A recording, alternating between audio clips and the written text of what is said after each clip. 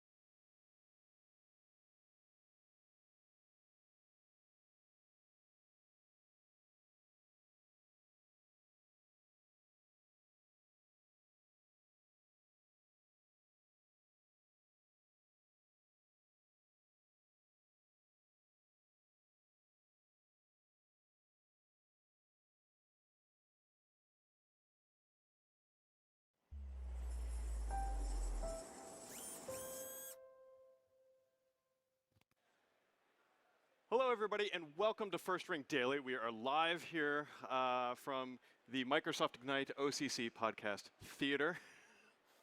You weren't expecting that, were you? Such a formal intro. Anyways, it is Ignite 2018. It is Tuesday of the week, although it feels like the third Saturday in a row that I've been on the road. Paul, how did your day start today? How come we're not closer? I've seen enough of you. Okay.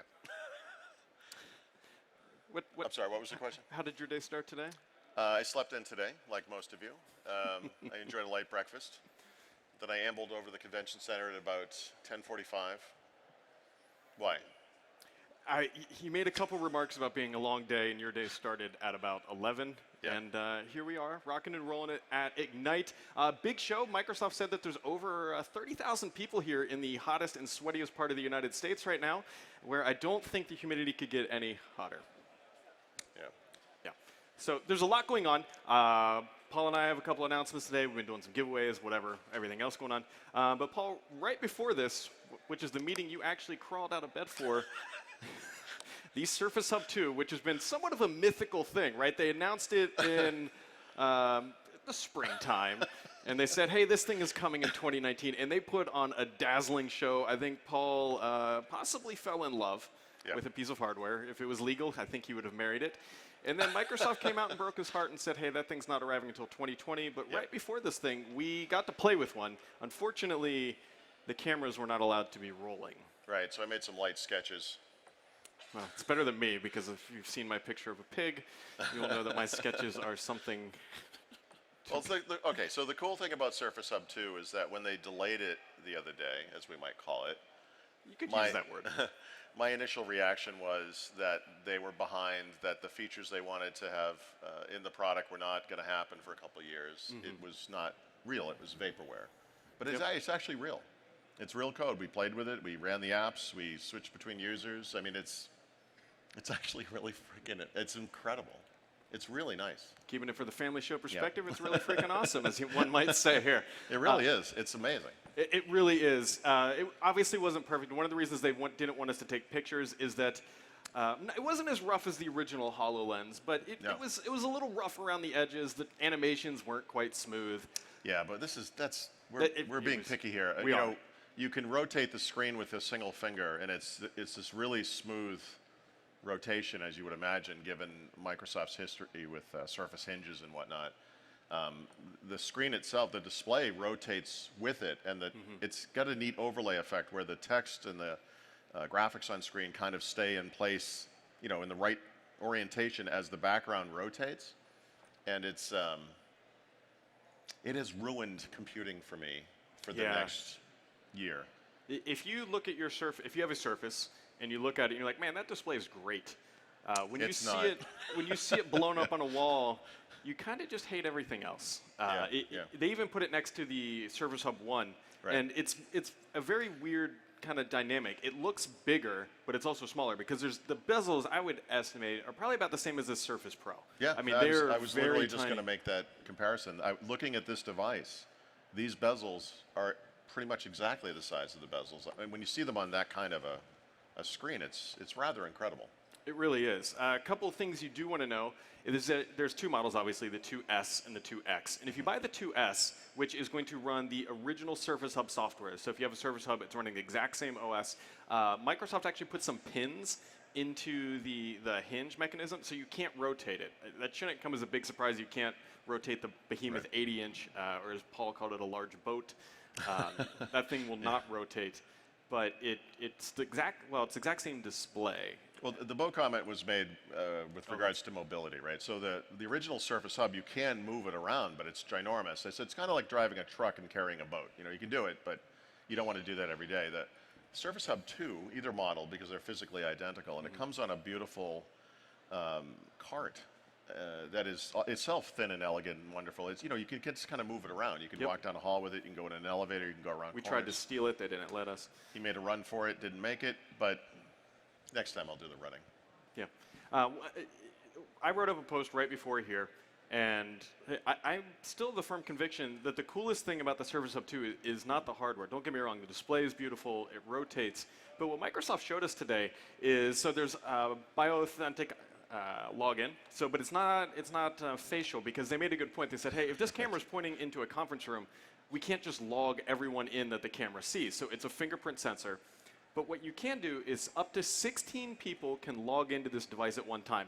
And that's actual login, authenticate to the Active Directory tree. To be clear, that's local people. Because Yes. you can also have remote people log in, which is a separate deal. And they can have their own apps and so forth.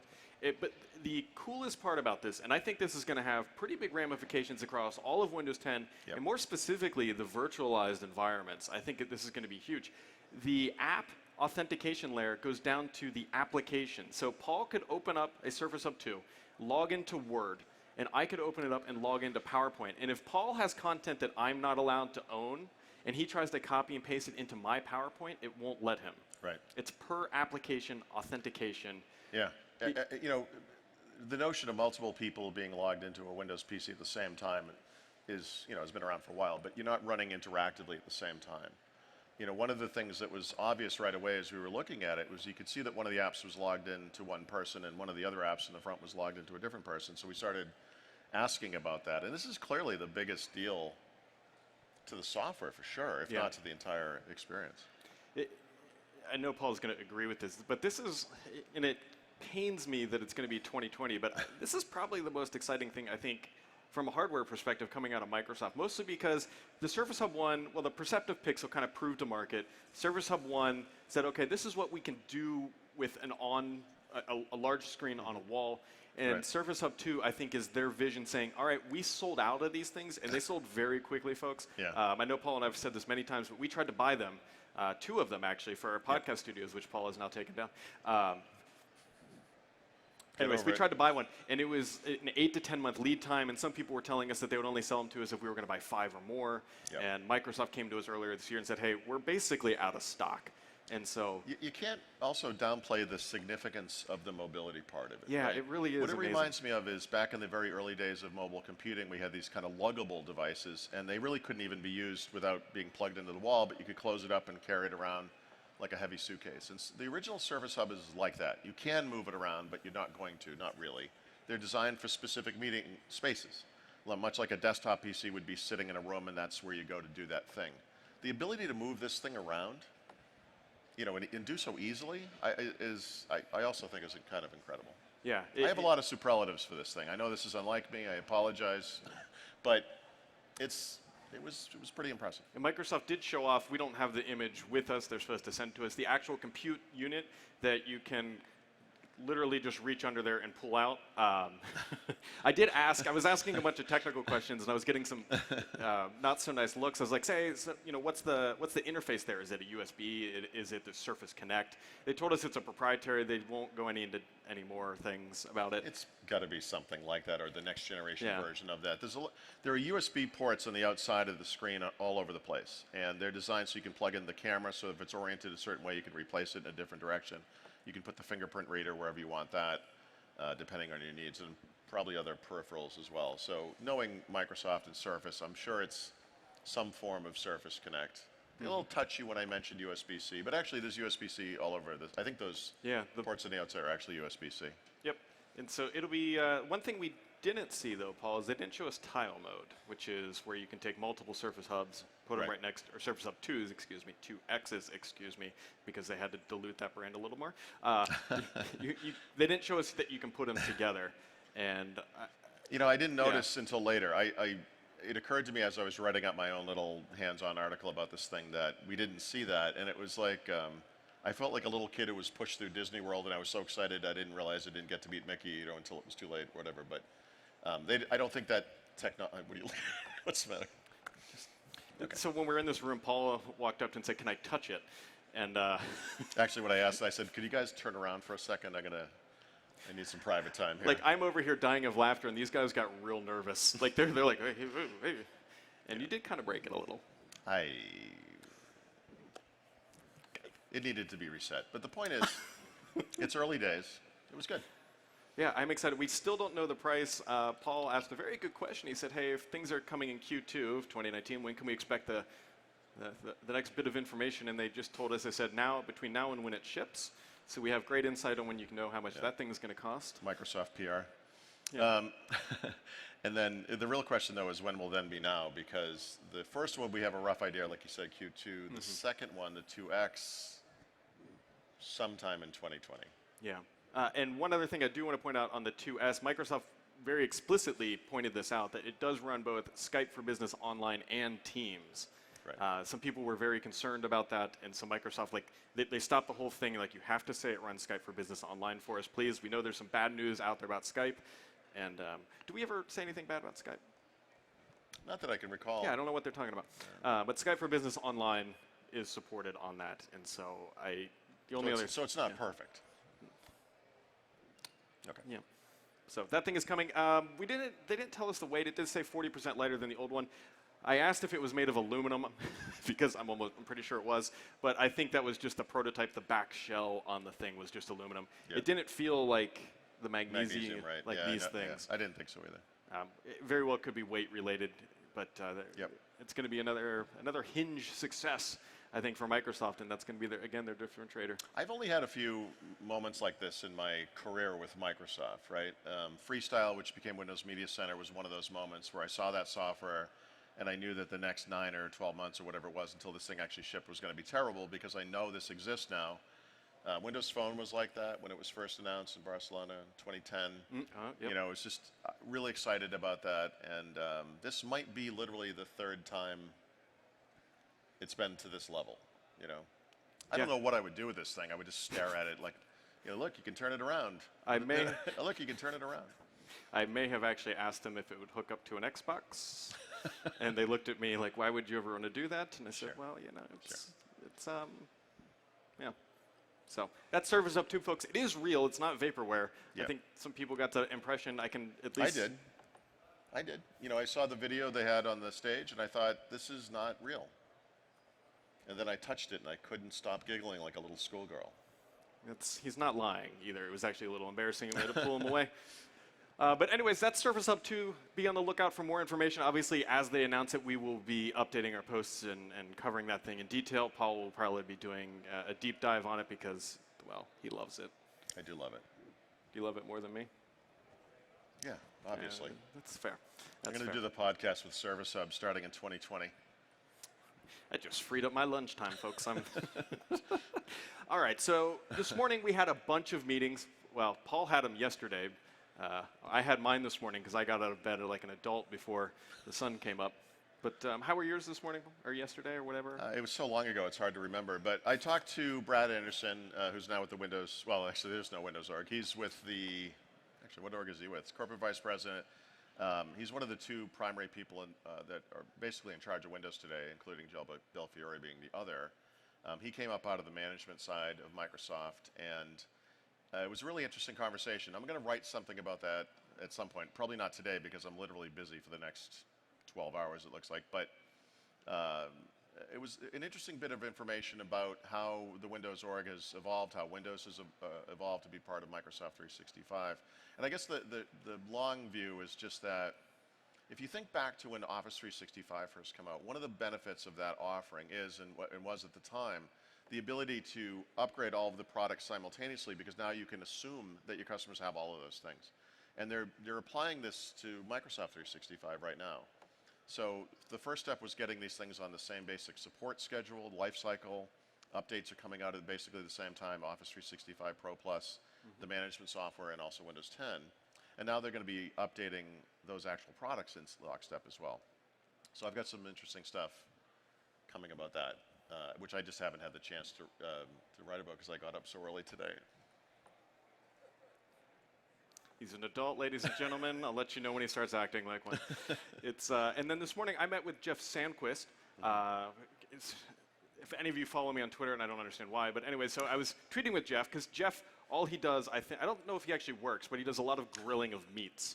And he tweets it out all the time, and I always message him. And so I saw I was meeting with him. I said, hey, Jeff, bring some meat to our meeting. Our meeting was at 8:30 a.m. And so Microsoft has like conference rooms booked out, and I open the door, and the first thing I see is the largest plate of bacon I have ever seen in my life. It's probably been the most delicious meeting I've ever had. But what he is doing, though, is actually, I think, extremely relevant to this audience. He is working, actually, I believe they launched yesterday. It's Microsoft Learn. And my actual notes walking into that said he was working on OneDrive, so everybody was surprised when we walked into this room. But what that is Microsoft is creating their own learning paths, and it's starting at the beginner level, and it goes all the way up to intermediate. They said they're going to add some expert courses, but kind of, this probably isn't a perfect analogy, but think of it as like Pluralsight, but free, and developed by Microsoft engineers, and it's free.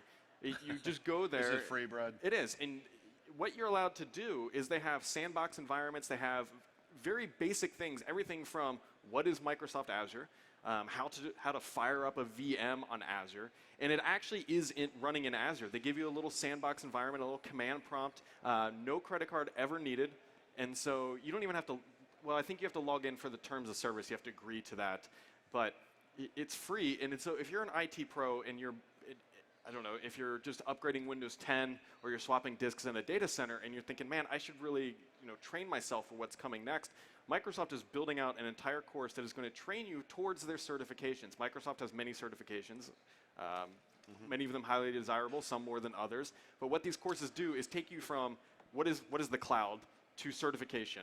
And it walks you through that narrative, and you can do it at 5-minute chunks. It's pretty neat. I'm going to write some stuff about this, mostly because it's free, which isn't always the deal when it comes to, well, Brad, Microsoft. Can I ask you a question about this Is product it free? offering? Yeah, is it free?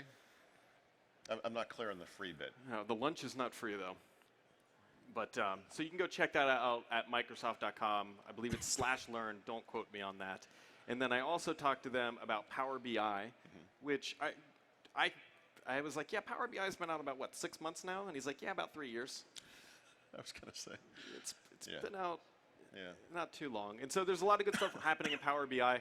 And one of the things that I asked him to kind of fill me in on is I know a lot of people are Power Excel users, myself included. I use Excel all the time for regressions and all that good stuff. Is how do you make that transition from Excel to Power BI? Because there's time savings to be had there. And there's a lot of things you can do. But again, it goes back to teaching somebody. Microsoft has done a good job at combining their online documentation. That's actually what Jeff was doing before he launched this Learn thing. Right. But I think they're going to start seeing some more of that. And then Microsoft's two favorite letters are AI, and as you can imagine, AI is coming to BI. I was like, when is CI going to arrive? And he looked at me like, what are you talking about? I was like, well, That's amazing. AI, BI, C. I heard somebody chuckle. Thank you. Thank you. See what I deal with? I also spoke to Jared Spataro about Office 365, Microsoft 365, and Office 2019. And actually, I have to say, I kind of assumed over the past year as Microsoft developed Office 2019 that this would be like the next thing, like this would be a superset of Office 2016. Technically, that's true if you chop out all of the cloud-based stuff and all of the stuff that relies on AI, because it's actually a superset of Office in Office 365 today. So I found that to be kind of interesting. And they need to maybe position this a little bit better. But Yeah. sorry, have you noticed it's really dry in here? Well, and here specifically, walk outside and it's Not so dry. yeah. Yeah, I think it's the air conditioning. But if you see a version number on Office these days, that means you're not running the cloud-connected Office 365 version. So that's kind of the differentiator. If you have Office 365 today and you have whatever version of Office Suite you're running, it's more stuff than is in Office 2019. Yeah. Did you see also, I don't think we talked about this yesterday, but Microsoft kind of in the weeds said that, hey, Office 2019 isn't going to be the last version of on-premises Office. I actually did somewhat of a spit take when they said that because You had a bet? because I asked him about that and I hadn't seen the blog post. Yeah. And I knew what he was going to say, which is that, Microsoft is continually evaluating how we deliver software to our customers, and we'll take a look at this in a year or two. And he's like, no, we're doing it. Yep. Like, okay. So that, yeah, there's going to be more. Which really shouldn't come as a big surprise. On-premises is still a much larger market than the cloud. Obviously, Microsoft hopes to change that. But if any of you wandered by the Exchange 2019 session, they were literally flowing out the door with people who are wanting to learn more about it. And I think Microsoft, obviously, they didn't look at that session, but that's representative of people saying, hey, look. It's not just Luddites, right? There are customers that just can't be online. And he had some extreme examples like submarines and oil out in the ocean, oil refineries, whatever. But these customers exist, and so they're trying to meet customers where they're at and so forth. I did ask him when the next version would come. Would that be 2022? And he said Microsoft is continually evaluating how we deliver software to our customers. I don't know. He wouldn't say. We get shot down a lot. It's a lot like 8th grade talking to the. The Surface Hub meeting was very much like the 8th Oh grade. yes, I would ask a question about what's inside. They said Yeah. we're not There were answering. lots of adults telling us to stop touching people or things, and it was just terrible. Because, effectively, can you ask easier questions like what color is it and is it in this room? Yes. Yes. So, what else is going on, Paul? We're at Well, Ignite. You have a big announcement to make. I do. So, let's see if I can get it up on the screen here. My little Brad is growing up. Yes, I'm growing a beard, is what I'm going to do. No, actually, starting back in May, I think it was May, it was somewhere between, right around Build or so, I ran into some people and they were talking about how Surface is maturing, I think, right? We're on Surface Hub 2. We've seen many Surface Books. We've gone laptops, desktops, and all that stuff. Yep. And not everyone in this room may know, but my career, I was writing about Microsoft. Career. Yeah, if you call. Go on. I'm sorry. What time did you wake up today? I told you 50% of the job is just showing up. I think it's more about 80% for you. But I was writing about Microsoft for many years, and then Surface RT2 came out. And this is going to be included as well. That's actually how I met Paul. It is Mary Jo's fault. I know we've told that story. But that's when I got my first big break. I got a massive leak of basically everything that was coming. And Paul and I worked together to kind of distribute that information in a way that protected the people that helped us out. And so my career has been based a lot around Microsoft Surface. And so if you guys remember, 5.5 years ago, back in June, 5 years ago from June, Microsoft had a $900 million write-down. In fiscal year 2018, they did $4.6 billion in revenue. If you don't call that a turnaround story, I'm not really quite sure what else you would call it. And so I began actually documenting that journey through notes that I had taken. I've talked to about 17 people right now. I've got a few more, some current, mostly former Microsoft people about the building of Surface. And so what I've done is I turned it into a book. And you can easily see it from. Yes, I'm sure all of you can see it, but it's called Beneath a Surface, so you can kind of see the pun in the name. It's going to be hopefully done. What is the pun in the name? What is beneath a surface? Well, we are going inside the Surface, Paul Thurrott, to understand how it was built. It's not the landfill with all those Surface RTs? Fun fact about the Surface RT that is in the book, Microsoft sold every single Surface RT that they built. Every single one was sold, not for the original retail asking price, but they didn't actually bury any. Now, I can't quite say that maybe about the minis.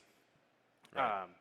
But if you're a fan of Microsoft, if you've ever owned a Windows phone, if you've ever purchased a Surface, this book tells the story of the Troubles, how the basically almost how the product was killed multiple times, how it was almost rebranded multiple times. Yep. A lot of the mistakes that they made along the way, but ultimately it pivots around how it was a success. And if you look at the PC industry today, it's effectively the hero brand, and Microsoft set out to do that. It took them, it was a lot of hard work. It was a lot of tears along the way. There was a lot of mistakes, if you want to call them that, but they learned and they forged forward, and they did 4.6 billion in revenue last year. Yep. And there's a story there, and that's what this book says. So I don't want to ruin this story, and we didn't talk about this in advance, Right. I'll make this awkward for you. Thank you. Would you be willing to share one tidbit that is perhaps unique to the book? I think I already did. All the Surface RTs have all been sold. Right. So I believe that those RTs were sold on late night TV shows for $50 Yes, a actually, pop. we will build when Microsoft was liquidating these Surface RTs, their biggest single day was Black Friday. Yeah. The year following, they sold them at Best Buy for $199, and on that single day, they moved about 250,000 of them. They should have made more. They did. They called it the RT2, and then they had the same problems right. all over again. But the book right now is about 103 pages. It's the same size as Satya Nadella's book, because I wanted to copy him for whatever reasons, but that's a standard size. It'll probably be 120, 130 pages all said and done. It's going to kind of wrap up with the event next week, encompassing all that, telling a lot of stories. And Since this is obviously an infomercial, how can I buy this book, Brad? you can go to beneathasurface.com, and that .com availability in no way dictated the name of the book, but beneathasurface.com is where you can find it. Okay. We're also selling it on Thurrott.com, and so you can get it in digital and in print. The only place you can pre-order a print copy is actually on Thurrott, because Jeff Bezos will not let me do it on Amazon. And it's also available on LeanPub, and we're also talking with a couple other distributors. One caveat: if you are an international user, basically anyone outside the U.S., you might want to go digital until we can figure out international shipping for something that's not extraordinary. As the author of approximately 30 books, I have to say I'm really impressed that you were able to crank out like 100 pages like that. So, nice. Where is disability services? I need to go. Career.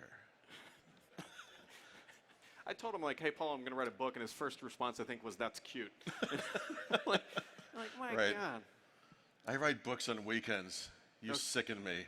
He No, really. it's amazing. I love that you wrote this. Yeah, it's one of those things, especially as a writer, this is kind of one of those things that you have to do. It's been a night and weekend. Actually, I write most of this book between 8 and 9 a.m. every day, mostly because Paul's not bothering me at that time. Now that I know that, Because, Paul, what time do you wake up Monday through Friday? actually, I wake up really early. Yeah, no, you do. So, what else do we have going on here, Paul?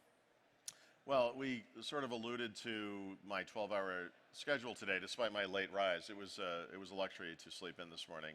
But following this podcast, we'll be doing Windows Weekly here at this place for probably about 2 hours, I guess. After that, we have a meetup at I don't remember this yet.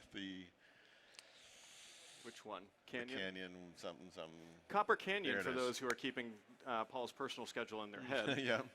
I'll just share it with the world. What's the difference? Yeah, Copper Canyon Grill. Yep. Which is, what is the name of this road? Industrial Boulevard. whatever it is. It's on this road somewhere. And that's open to the public. It's from 4:30 to 6:30. Then after that, we have a private party called Moss Fuel. And what can we say about that? Because we're going to give away, or maybe we already gave away. Did anyone get tickets for Moss Fuel here? If you could. Yeah, if you have the stickers. Oh, then it's out in the open. So you're welcome to join us there, obviously. And then by the time we're going to an event after that as well. So I have a flight at 6 o'clock in the morning, so I'm looking at about 2.5 hours of I was sleep. going to say, what time are you going to wake up for that one? It's going to be a little earlier. Yeah, tomorrow. I think it's all going to average out.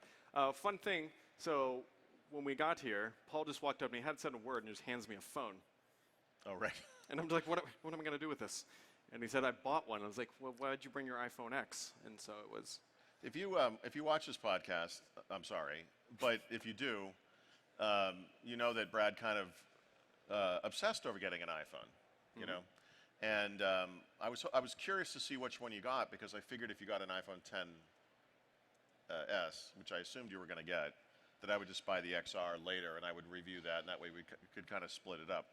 And then the day came when the device went on sale and people were getting up in the middle of the night and I talked to Brad in the morning. Actually, you made me wait till we were on the podcast. Yes, I did. And to get the surprise, and the surprise was you didn't buy anything. And so I thought, that's crazy. So after the podcast was over, I said, well, maybe I'll just buy one.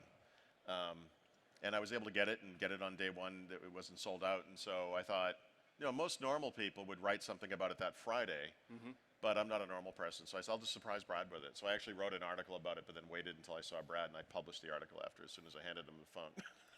And I'm standing here. I was hoping that he was just going to give it to me, but No. I can't even afford it myself. I'm not going to give it to you.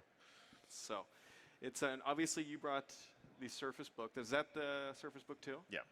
And I went with the Surface Pro.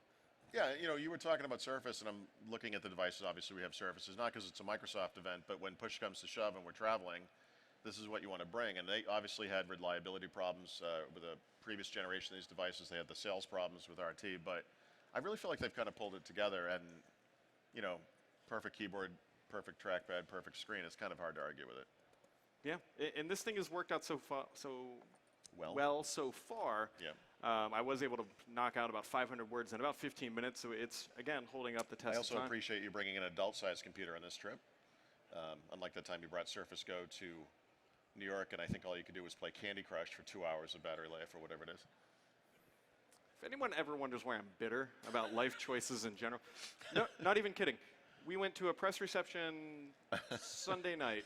Paul's down in the lobby waiting for me. I get off the elevator. Yep. First words out of your mouth, where? Why aren't you wearing shorts? He wears shorts to everything.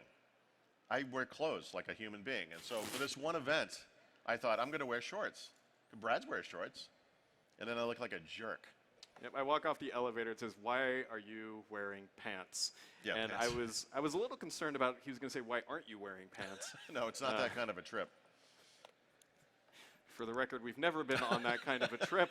I really appreciate what we blasted that across to 30,000 people here in West Hall C. Mr. Paul Thurrott, Sorry. you got anything else before we? No, so I guess we have a giveaway to do. Oh, we do. With the lovely Vanna White, by which I mean Tina. Please bring the, I guess, how are we doing Did this? you text me? She's pointing at me. I can't see you, you're in the dark. Oh, she said the winner. Fun fact, she messaged us on Bring Skype. it on up. And it did work. Tina, come on up on stage. It's okay. Did you already pick the winner? We did. Oh, Do you want to announce it? Talk about ceremonial. can announce it. Oh, he has the winner. What is my role here? What? I ask this every day, ladies and gentlemen. Okay, now I can see why you handed me this, because I'm never going to be able to pronounce this person's name. Thanks, I have Brad. to do it every day on the podcast. I read usernames. It's fun for once to have you struggle. And the winner is Paul Thurrott. What an interesting coincidence. Shailesh Dubey. And please Probably tell me. might be Dubé. Dubey. Maybe. Okay. I don't. Sorry. I have Come a on up. neighbor with the same last name, and his name is Dubé. Did I get your name partially right, Ellie? Okay, good. Thank you so much. Thank you. Thank you. Brad, thank you for the iPhone too, buddy. That's nice. And the worst part is, I gave it to him unlocked. No, Wow, what a mature thing to do. I know. We're in front of people. What a mature thing I'm to usually do. sneaker. So, folks, I think that's going to wrap it up for today. That sums it up for this episode of First Ring Daily. We very much appreciate everyone stopping by, and we'll catch you. Well, we're not going to be doing a show tomorrow. There's no way. Wow. I mean, I get home at 8 o'clock in the morning. I could easily, I see what's happening here. No, you're right. We're not doing a show tomorrow. Well, my problem is I get home at 1:30, and so unless you want to set it up and record it and edit it and upload it. Yeah, I'll look into that. So, all right, folks, that wraps it up today. Thanks for coming out, you for and we very much appreciate you hanging out with us, and we'll catch you right back here next time.